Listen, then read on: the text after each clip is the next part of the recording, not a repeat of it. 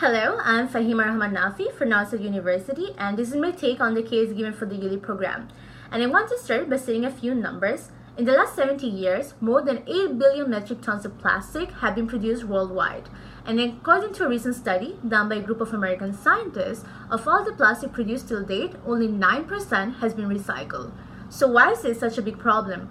Well, what many people fail to recognize is that plastic pollution is such a big problem because it simply doesn't go away. Unfortunately, plastics are forever, and here's the thing.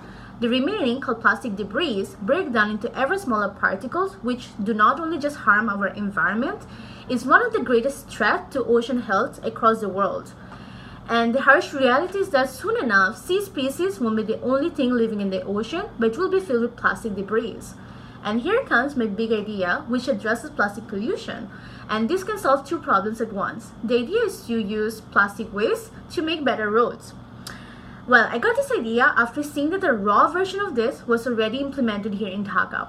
So just the other day, while passing through Mirpur, I noticed that the locals were burning plastic waste, which was dumped into the streets to fill in the potholes in the roads. Normally, roads are made of rocks, limestone, sand, and an element called bitumen, which is used to bind these items. So we can take the plastic waste and process it to make tiny pellets that can be used to make asphalt. And then this plastic asphalt can be mixed with rocks and bitumen parts to make roads. This is actually a much less expensive alternative to making roads, and these roads can even last longer. So while this is something that can be used to fix the issue tomorrow and is for the long run, there are also some other solutions which are very easy to carry out and can be done from right now. But the main issue is with the implementation of these suggestions, because most of us are either too lazy and simply don't care enough about the plastic pollution, and also because most of us are accustomed to plastic in our daily lives. Therefore, while we may not be able to completely avoid using plastic, we can take out some of the following steps to reduce plastic pollution. Firstly, we need to change our habits. Most of the plastic items in our daily life are used only once and then thrown away. For example, grocery bags, straws, one-time glasses, coffee cup lids, and so on. So how about we start to replace these items with reusable versions? For example, if we start bringing our own bags to the store or travel mugs to the office, slowly but soon enough, we can change our habits of using plastic. Secondly, we need to stop buying plastic water bottles, because according to the Natural Resource Defense Council, NRDC, around 20 billion plastic bottles are tossed in the trash each year.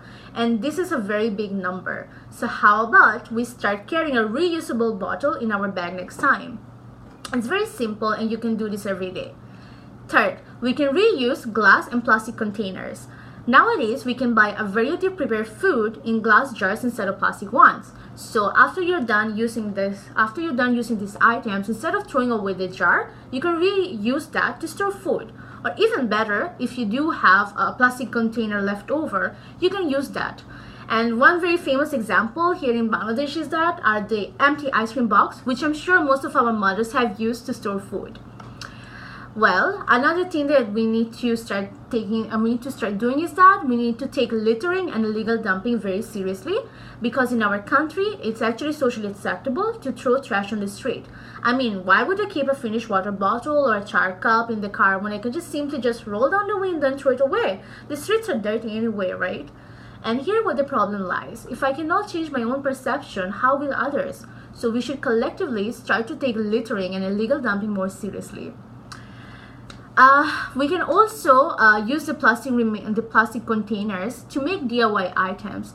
See, reusing an item is actually a step up from recycling. So the next time when you're done with that plastic drink bottle, instead of just throwing it away, you can make something out of it. For example, party decor, magazine racks, and so on. It's very simple.